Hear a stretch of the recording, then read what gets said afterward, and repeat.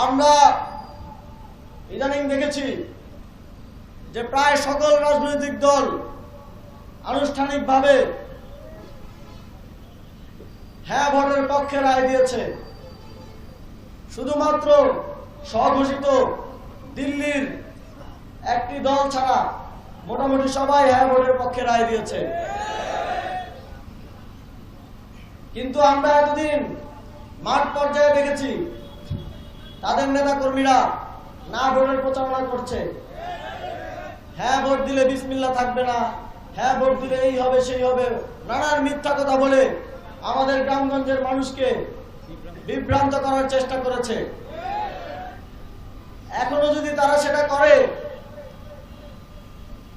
তাহলে আমাদেরও তাদের নেতাদের সাথে সুর মিলিয়ে তাদেরকে বলতে হবে গুপ্ত গুপ্ত।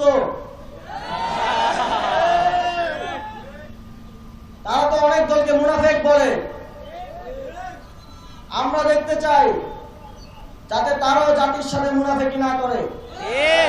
মাইকে ক্যামেরার সামনে এক, দেশের অলিতে গলিতে গ্রামগঞ্জে আরেক, এইরকম মুনাফেকি আমরা দেখতে চাই না।